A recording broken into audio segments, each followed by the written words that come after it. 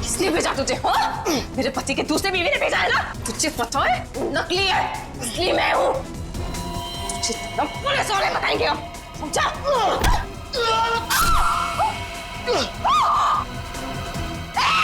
भागता कहाँ है? रुक!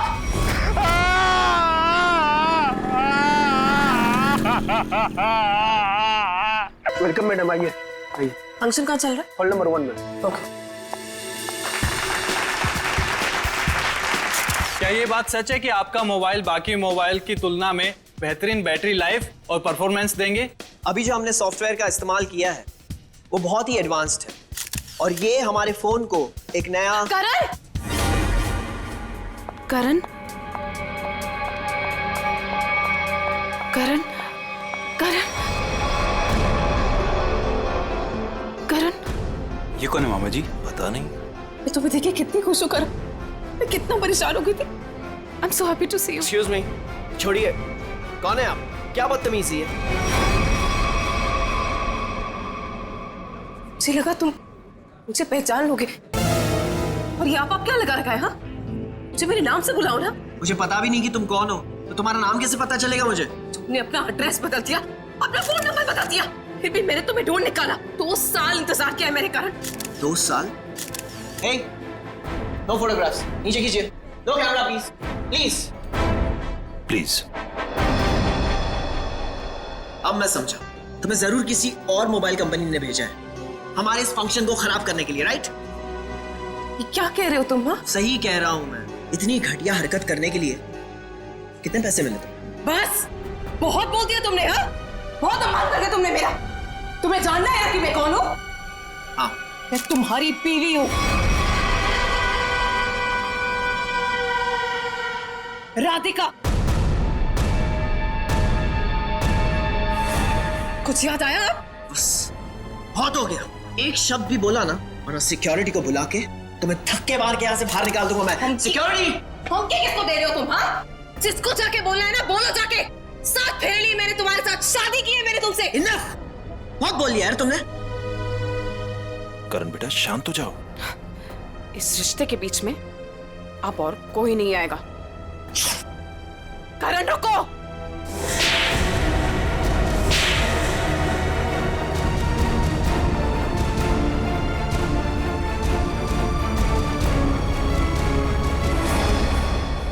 ये 2 तमाचे उन 2 सालों के लिए जो मैंने तुम्हारी याद में बिताए हैं। तुमने मुझे थप्पड़ मारा। मुझसे दुश्मनी बहुत महंगी पड़ेगी। पता है मैं कौन हूँ? पता है तुमने किससे दुश्मनी मोल ली है? अपने पति से। मैं तुम्हारा पति नहीं हूँ। अगर मैं तुम्हारा पति हूँ ना, तो सबूत बताओ। अच्छा, तो देते हैं ना सब। उतारो अपने कपड़े। What? तुम्हारी पीठ पे 2 काले तिल। और ये बात हमारी पत्नी के अलावा तो किसी और को नहीं पता होगी ना? उतारो। मिस्टर करण, क्या ये मैडम सच कह रहे हैं? क्या वाकई आपकी पीठ पे तिल है? देखिए, मैं आपके बेकार के सवाल का जवाब देना जरूरी नहीं समझता और मुझे अपने आप को साबित करने की कोई जरूरत नहीं है। Get it? और तुम जिसकी पत्नी हो ना, जाके उसके कपड़े उतरवाओ। Just stop! करण रुको! करण! करण रुक जाओ, मुझसे बुरा कोई नहीं होगा फिर।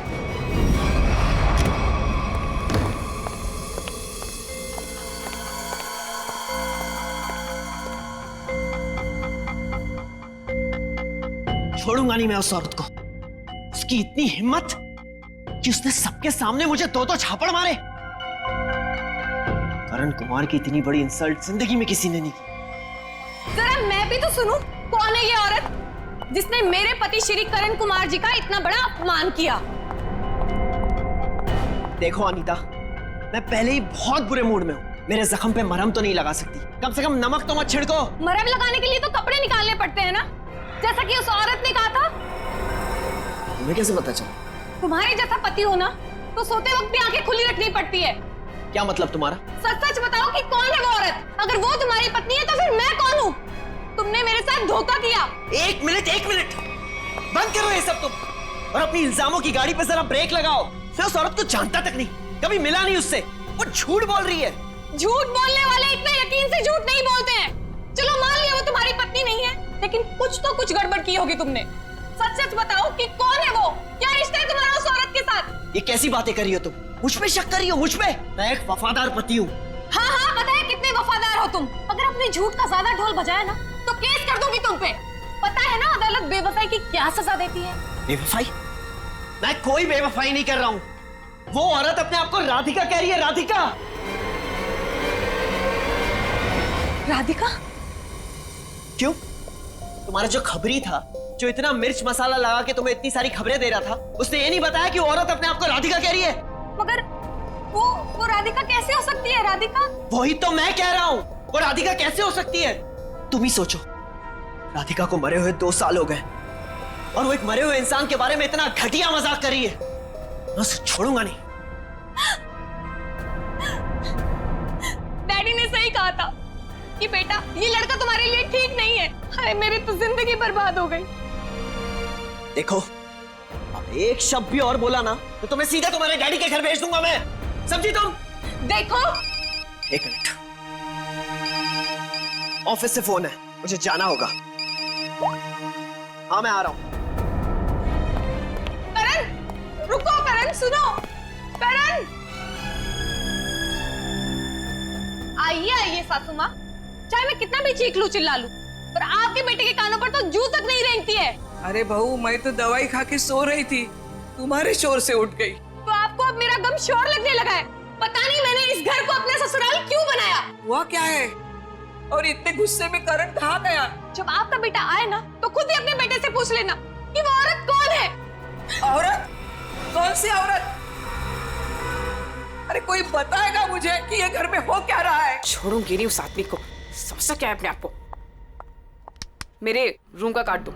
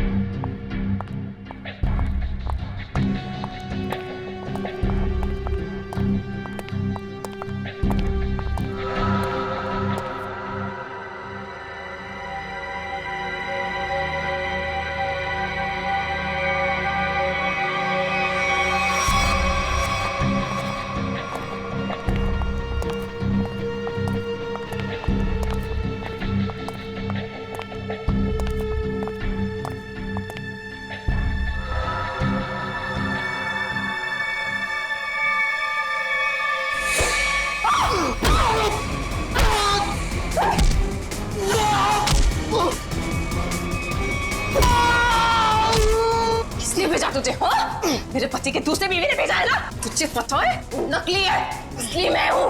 तुझे तो पुलिस वाले बताएंगे अब, समझा?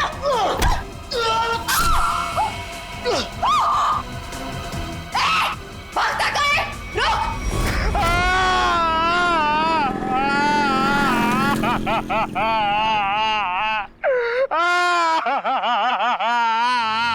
अबे पंकज, ये किस तरीके से रो रहा है?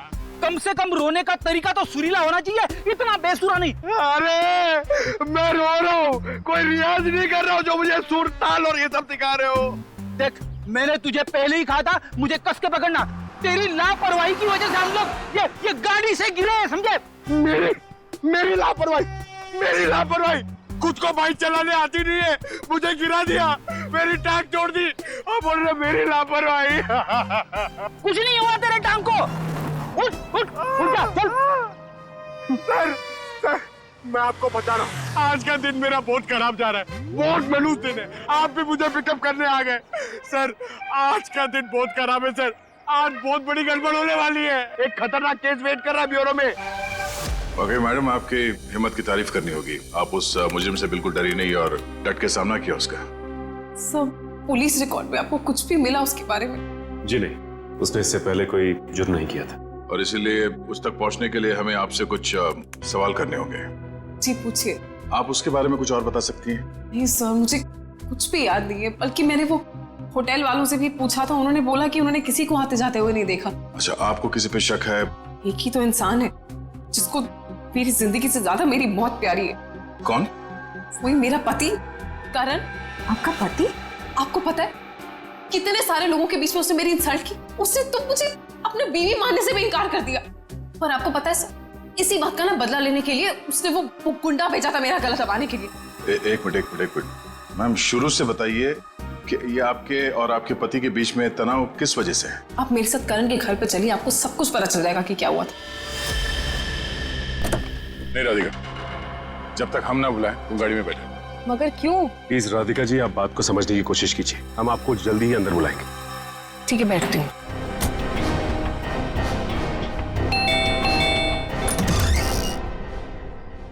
जी आप लोग? सीआईडी। सीआईडी? अंदर आइए प्लीज। आइए बैठिए। ये आप लोग कहीं बाहर जाने वाले हैं क्या? नहीं, हम बस बाहर से आए थे, मगर बात क्या है? आपकी तारीफ? जी, ये मेरे मामा है, जतिन मामा, और मैं करण कुमार, इस घर का मालिक।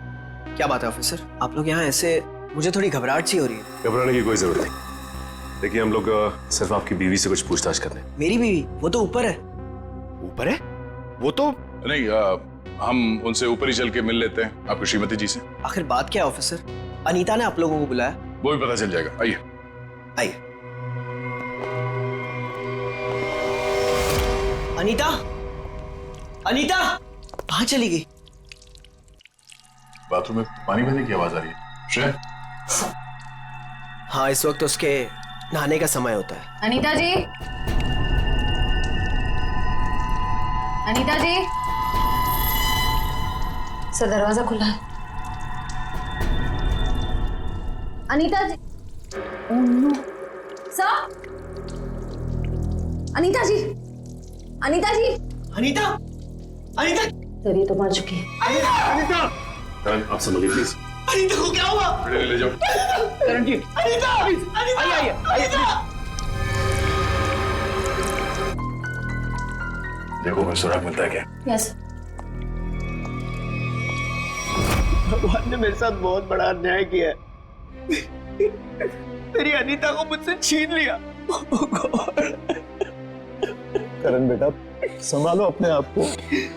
ये सुधा कहाँ गई? सुधा? सुधा जी का कमरा कहाँ है? वो रहा। जरा सुधा जी को बाहर लेके आओ। नहीं, आप बैठिए।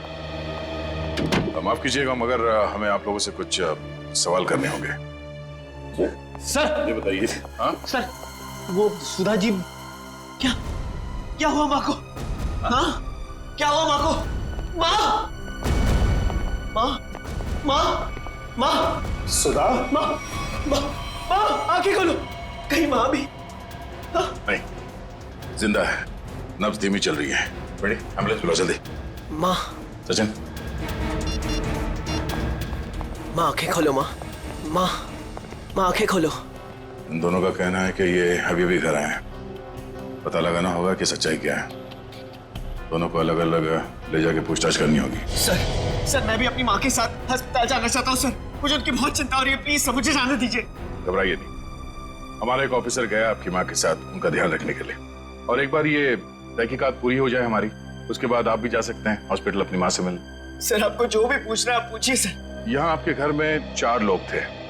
अनीता जी का खून हो गया, आपकी माँ बेहोश पड़ी थी, तो अब बचे 2, आप और आपके मामा जी। आप हम दोनों पे शक कर रहे हैं? क्या करें, हम सीआईडी वालों का काम ही कुछ ऐसा होता है।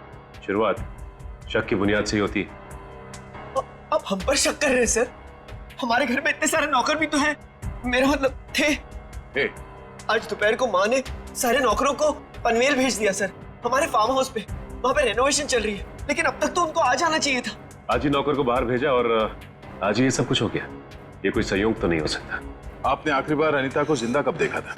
आज दोपहर को 1 बजे से। उसके बाद मैं ऑफिस चला गया और फिर मामा जी के साथ वकील के यहाँ। करण ने मुझे 1:30 बजे संगानेर रोड से पिकअप किया। वहां से हम वकील के पास गए। और इस बीच आप दोनों की अनीता जी या सुधा जी से कोई बात हुई थी? नहीं, कोई बात नहीं, कोई फोन भी नहीं आया।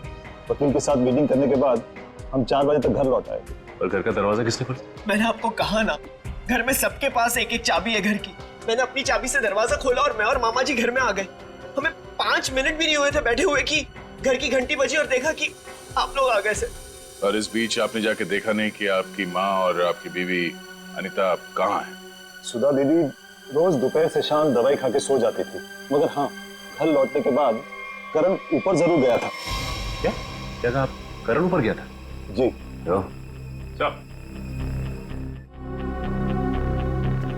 जतिन जी का कहना है कि करण आते ही सबसे पहले ऊपर सीढ़ियों पे गया।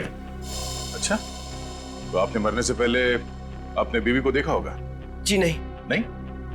तो मामा जी झूठ बोल रहे? नहीं तो मैंने ऐसा तो नहीं कहा था ना। मैं ऊपर जा रहा था, लेकिन कमरे तक पहुंचने से पहले मेरा फोन बजने लगा। ऊपर नेटवर्क का प्रॉब्लम है, इसलिए मैं वापस नीचे आ गया। पता नहीं क्यों चाहकर भी हमें यकीन नहीं हो रहा आप दोनों के बयान पर। ऐसे लग रहा है कि हम लोग कोई कहानी सुन रहे हैं, एक मन घड़ंत रची हुई कहानी। अरे सर प्लीज, हमारे साथ इतना बड़ा हादसा हुआ है और हमें हमदर्दी दिखाने के बजाय आप हम पे शक कर रहे हैं। हमदर्दी से ज्यादा जरूरी हमारे लिए अनीता को इंसाफ दिलाना है, उसके खूनी को फांसी के फंदे तक पहुंचाना है। अब उस मुजरिम को पकड़िए सर, क्या पता कल को वो मामा जी या मुझे मार दे। सर ऊपर बाथरूम में ये हरा पाउडर मिला, इसके अलावा और कोई खास सबूत हाथ नहीं आया है। आप कुछ बता सकते हैं इस पाउडर के बारे में? क्या है ये? नहीं सर, इससे पहले इस पाउडर को मैंने बाथरूम में कभी नहीं देखा। कोई बात नहीं, हम पता कर लेंगे। पंकज, टेस्टिंग के लिए भेज दो।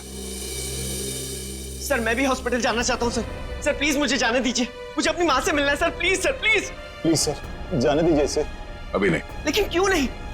आपके सारे सवाल तो खत्म हो गए ना, सिवाय एक के, और उस सवाल का नाम है राधिका। अरे ये तो वही लड़की है। ये वही है जिसने मुझे 2 थप्पड़ मारे थे। तुम्हारी हिम्मत कैसे हुई यहाँ आने की? तुम्हारे जैसे आदमी को 2 नहीं 200 थप्पड़ पड़ने चाहिए। गुंडा भेजा था ना तुमने मेरा गला दबाने के लिए। क्या बकवास कर रही हो तुम? सर मुझे लगता है यही वो है जिसने अनीता को मारा है। अब इसे गिरफ्तार कर लीजिए। मैं अनीता को क्यों मारूंगी? हाँ, मैं तुम्हारी पहली बीवी हूँ और तुम्हें पाने के लिए मुझे गुनाह करने की जरूरत नहीं है। एक मिनट, शांत हो जाइए। कौन सच बोल रहा है कौन झूठ अभी पता चल जाएगा। करण, पहले तुम बोलो। ये मेरी बीवी राधिका नहीं है, क्योंकि मेरी बीवी राधिका वो है वहां जो उस तस्वीर में।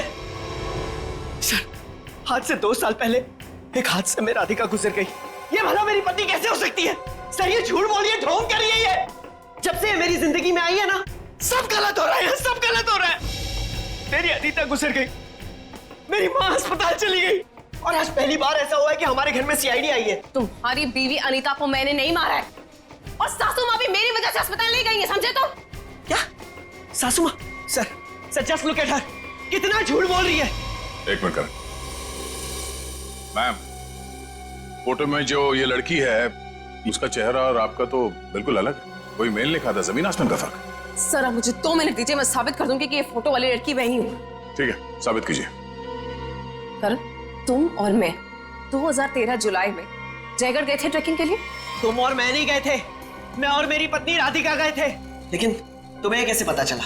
उस वक्त एक हादसा हुआ था, एक लड़की की मौत हो गई थी पहाड़ से नीचे गिर के। वो लड़की मैं थी, राधिका तुम्हारी बीवी। तुम? मैं पहाड़ से नीचे गिर गई थी, तुमने तो मुझे ढूंढने तक की कोशिश नहीं की थी। ढूंढा था, करण ने खुद मुझे बताया था। जी, इन्होंने बोला और आपने मान लिया। सर मैंने अपनी पत्नी को ढूंढने की बहुत कोशिश की, दिन रात कोशिश की, लेकिन मुझे उसकी लाश तक नहीं मिली। कैसे मिलती तुम्हें उसकी लाश? हाँ, मैं मरी नहीं थी, मैं जिंदा थी और तुम्हारे सामने खड़ी हूँ। सर ये फिर से झूठ बोल रही है सर। एक मिनट, जब आप पहाड़ से गिरी तो फिर तो बच कैसे गई? क्योंकि कुछ सांसें बची थी मेरे अंदर। आपको पता है 2 साल लगे थे मेरी हड्डियां छोड़ने में, पूरा चेहरा खराब हो गया था मेरा। वो तो शुक्र है डॉक्टर पुनीत का जिन्होंने मुझे नया चेहरा दिया। लेकिन शादी को देखिए, अभी तक मारने को तैयार नहीं कि मैं इसकी बीवी हूँ। सर झूठ बोल रही है, ये बेकार की कहानियां बना रही है, ढोंग कर रही है। क्यों झूठ बोल रही हो? क्या करूं मैं? कहां खींच के दिखाऊं कि मैं तुम्हारी बीवी हूँ? तुम्हें जो करना जाके करो, जिससे पता करना जाके मैं क्यों करूं? सच क्या है और झूठ कौन बोल रहा है वो भी सामने आ जाएगा।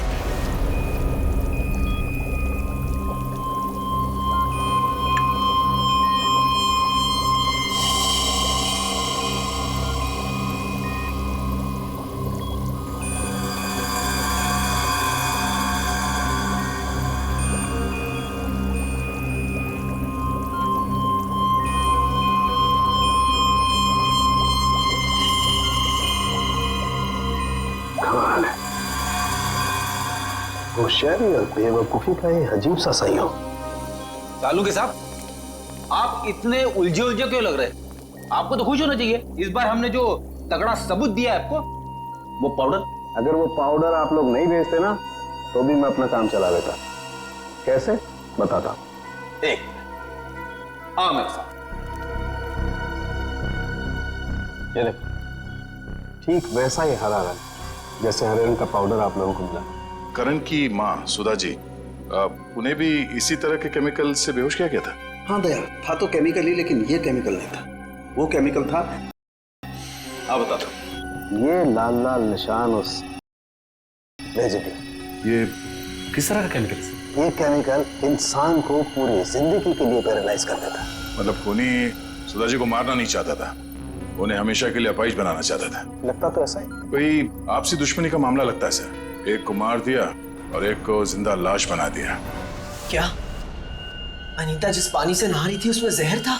इसलिए अनीता की मौत के बाद इस बाथरूम के और टंकी के पानी के इस्तेमाल पर रोक लगा दी गई थी। लेकिन हम सब इसी टंकी के पानी से नहाए थे, फिर हमें कुछ क्यों नहीं हुआ? इसका जवाब भी बहुत जल्द मिल जाएगा आपको। सर, मुझे तो नौकरों पे शक है।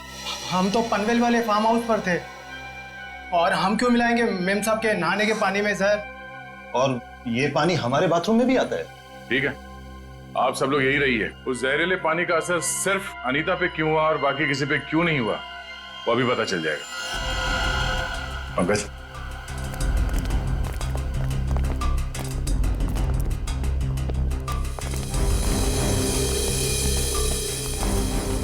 बड़ी शावर को खोलो।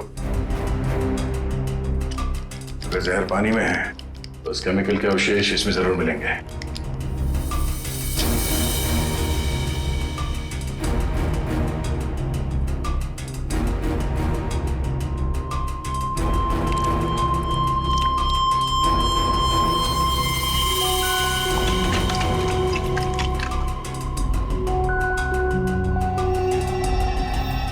ये देखो, ये क्लोरीन नहीं है, जहर है। पानी की टंकी में ही जहर है, यहां पे नहीं डाला गया।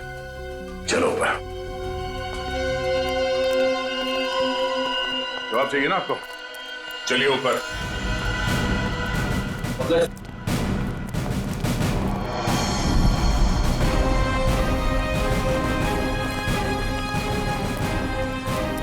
सर, ये पानी की टंकी में जहर क्यों होगा? अगर इसमें जहर होता तो हम सब जिंदा कैसे हैं? हो सकता है आप लोग कई दिनों से नहाए नहीं हो। फॉरेंसिक किट लाए हो? सर वो नीचे। प्लीज लिया। Yes sir. इस पानी की टंकी तक कोई घर वाला ही आ जा सकता है ना? हाँ, घर का कोई सदस्य या नौकर? सर, हम में से ऐसा कोई क्यों करेगा?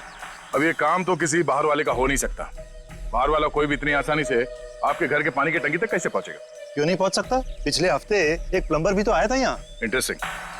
पर आप लोगों की जानकारी के लिए बता दूं, इस जहरीले पानी का असर सिर्फ अनीता पे इसलिए हुआ क्योंकि खूनी ने वो जहर पानी में उस वक्त मिलाया जब अनीता नहाने के लिए गई। हाँ सर, ऐसा हो सकता है क्योंकि घर पे सबको पता था कि अनीता किस वक्त नहाने जाती है।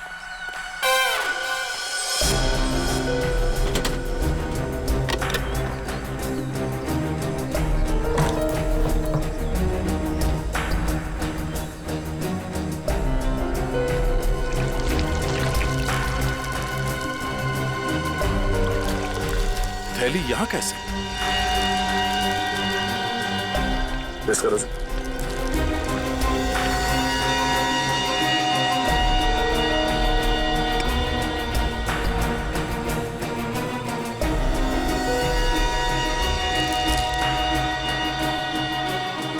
सर, पानी में जहर है। पानी में जहर है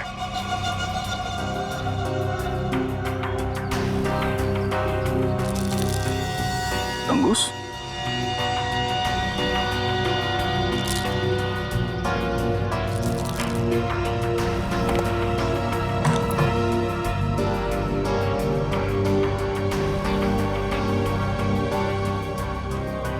क्या कहा आपने? एक हफ्ते पहले प्लम्बर आया था?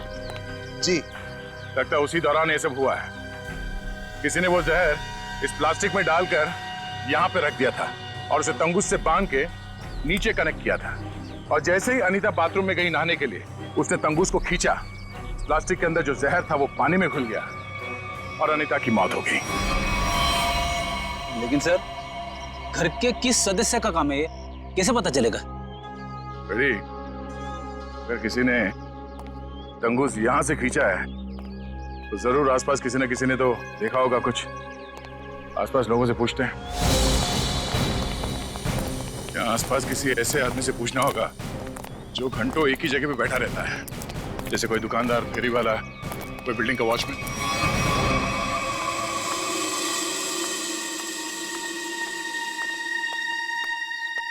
सुनिए भाई साहब, वो आइए आइए बहन जी, एकदम ताजी सब्जी है। कौन सी दूं? नहीं, मुझे सब्जी नहीं लेनी है, मैं सीआईडी से हूँ। हमें आपसे कुछ सवाल करने। सवाल? कौन से मैडम सवाल? तो आप रोज बैठते हो यहाँ पे सब्जी बेचने? पिछले 2 साल से हम यहाँ दुकान लगा रहे हैं साहब। तो पिछले 2 साल से आप ये सामने वाला घर भी देख रहे होंगे? हाँ साहब। परसों दोपहर को 1 से 3 बजे के बीच में तुमने किसी आदमी को देखा था उस घर के आसपास? तो ऐसा आदमी जिसपे तुम्हें शक हुआ हो, तो उस घर के आसपास बहुत देर से खड़ा हो। परसों साहब, हाँ, वो घर का जो नौकर है ना साहब, वो घर के बाहर बहुत देर तक खड़ा रहा साहब। वो दीवार से सट के किसी को फोन कर रहा था। हाँ, सामने आएगा तो पहचान लोगे ना? पहचान लेंगे। गुड। पंकज सर, तो मालूम है ना क्या करना है? हाँ सर, आज वो घर पे कपड़े धोने का टर्न मेरा है और जूनियर को मेरे कुत्ते को खाना भी खिलाना था और एक काम था सर वो यार। पंकज, तुम हमेशा से इतने इंटेलिजेंट थे क्या? मैं इस केस की बात कर रहा हूँ। अरे ये सर सॉरी, थोड़ा कंफ्यूज हो गया था सर। तो जाके उस घर से नौकरों को ले आओ। और हाँ, उन्हें क्या कहना है पता है ना, कि वो भी मुझे समझाना पड़ेगा। नहीं सर, पता है सर, मैं अभी लेके आता हूँ। सर, इसे अकेले क्यों भेज दिया? जरूर कुछ ना कुछ गड़बड़ करेगा ये। अच्छा, मोटर बाइक की एक्सीडेंट जैसी गड़बड़? आपको पता चल गया? सीआईडी में हूँ, बाहर की खबर रखने से पहले अंदर क्या हो रहा है ये जानना बहुत जरूरी। इसमें मेरी गलती नहीं थी, पंकज की थी। रेडी, अब ये शिकायत विकायत करना बंद करो। अच्छा पंडित, वो भाजी वाला देख रहे हो? वो वहाँ? हाँ, जिसने आपके पीवी के नहाने के पानी में जहर डाला है, वो उसे पहचानता है क्या? चलो जल्दी इधर आओ। जरा पहचान कौन है इनमें से? हाँ साहब, यही वो आदमी था साहब। एकदम तुम? अरे मुझे क्यों फंसा रहे हो? तुम्हें जरूर कोई धोखा हुआ है। कौनो धोखा नहीं हुआ साहब, ये है वो। नहीं साहब, मैं सही कह रहा हूँ साहब। साहब मैं सच कह रहा हूँ साहब। देख प्रीतम, हम जानते हैं कि तूने खुद ये सब नहीं किया, मगर तूने किसी के कहने पे जरूर किया है। अगर तुम हमारे साथ कोऑपरेट नहीं करोगे तो शायद फंस जाओगे, है ना? बोल। बबलू प्लम्बर साहब, उसने 20,000 रुपए दिए थे। मैंने तो साहब तार खींच के केमिकल मिलाया था साहब, अनीता मैडम के नहाने के टाइम पर साहब, और कुछ नहीं साहब। जिस थाली में खाया उसी में छेद किया। 20,000 रुपए के लिए ईमान बेच दिया तुमने। नहीं गलत। गलती हो गई साहब, गलती हो गई साहब। मुझे सजा कानून देगा। अब तू ये बता, वो प्लम्बर बबलू कहाँ मिलेगा?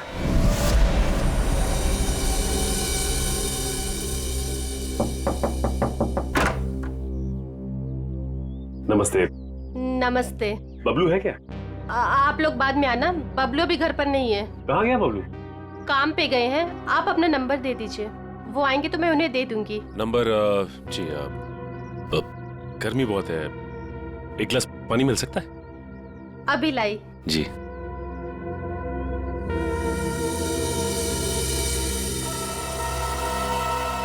ठीक है। बबलू के प्लम्बिंग का सामान तो यहीं पड़ा हुआ है। इसका मतलब ये औरत हमसे झूठ बोल रही है। Thank you.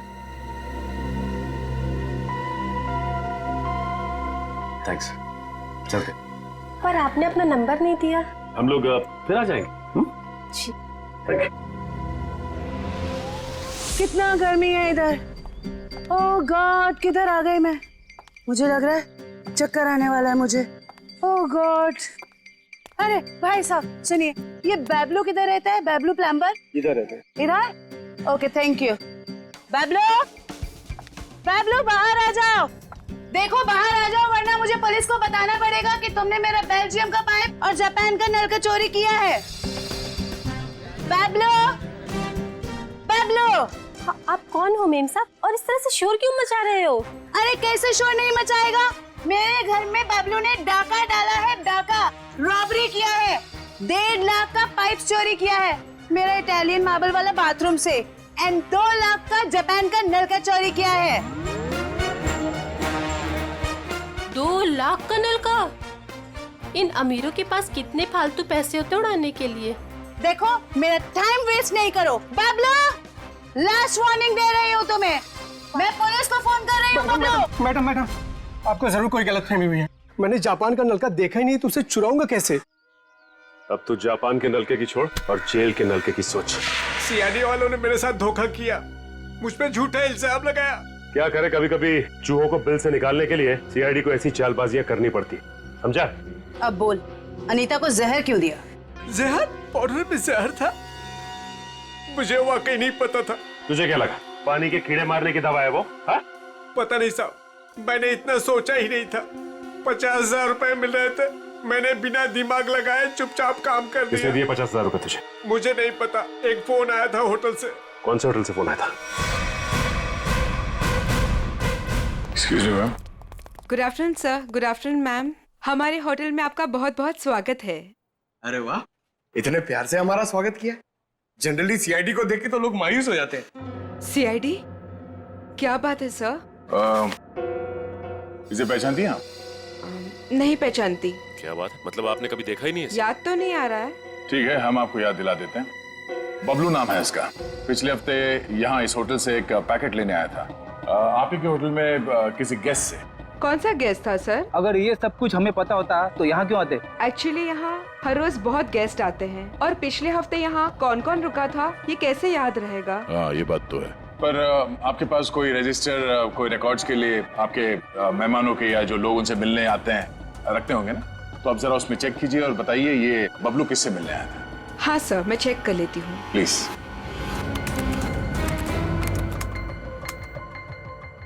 हाँ सर, मिल गया। ये 25 सितंबर की बात है। यहाँ 209 के जो गेस्ट थे उन्होंने बबलू के लिए पार्सल छोड़ा था रिसेप्शन पे। और चेकआउट कब कर गया वो? अब तक तो नहीं किया सर। मतलब वो अभी कमरे में है? नहीं, एक्चुअली मैंने उन्हें होटल के कॉफी शॉप में जाते हुए देखा था। नाम क्या आपके इस गेस्ट का? जरा देखो कहाँ है वो। ये देखिए सर, ये रहा। मिस्टर करण, आप यहाँ?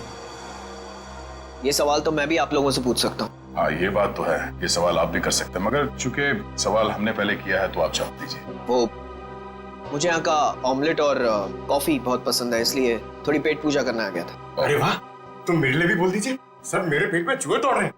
तुम्हारे चूहों को कह दो कुछ देर के लिए इंतजार करें, क्योंकि हम यहाँ जिस खास शख्स से मिलने आए हैं, पहले उससे तुम मिलने। खास शख्स कौन है? आओ मिला दो। आजा। नमस्ते, कैसी हैं? आप लोग यहाँ? हाँ, नमस्ते इनसे भी कहिए, करण जी है। सर आप क्यों मुझे फंसा रहे हैं? मैं बस यहाँ सेटलमेंट करने आया था। अभी तो आप कह रहे थे कि आप ऑमलेट खाने आए थे। ऑमलेट तो बस एक बहाना था। सबसे पहले ये मेरी पत्नी राधिका है ही नहीं, तो मैं चाहता था कि कुछ पैसे देकर मामले को यहीं रफा दफा कर दूं बस। वैसे आपकी जानकारी के लिए बता दूं कि पिछले कुछ दिनों में आपकी जिंदगी में जो कुछ भी हो रहा है वो इन्हीं की मेहरबानी है। सब मेरी जिस जयगढ़ इलाके में आपकी राधिका का एक्सीडेंट हुआ था, वहाँ के सभी प्लास्टिक सर्जन से बात हो गई है हमारी। क्या सच कह रही? यही तुम्हारी असली बीवी है? I can't believe it। यकीन हुआ तुम्हें कि मैं ही राधिका? यकीन तो हमें भी हो गया कि अनीता का खून, हमारे पास मदद के लिए आने का वो ड्रामा और सुधा जी के ऊपर हमला, ये सब तुम्हारी दिमाग की उपज है। सर मैंने ये सब नहीं किया सर। आपको कोई गलतफहमी होगी सर। वैसे हम अपनी गलतफहमी दूर करने के लिए हम लोग यहाँ पे आए हैं। राधिका, क्या हुआ? राधिका, राधिका, राधिका, सही, राधिका। ओह नो, पानी में जहर दिया गया। बेटा, किसने दिया? सर, वो उधर गया। पता है, एम्बुलेंस को फोन करो। राधिका, राधिका। Hello, ambulance.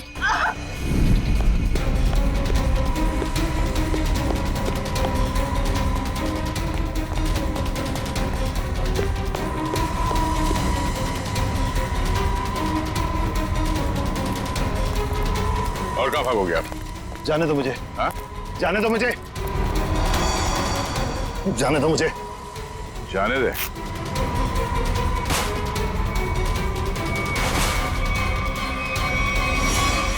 अम्मा जी आप? तुझे छोड़ दे, हाँ? अब बोल, क्यों किया तूने ये सब?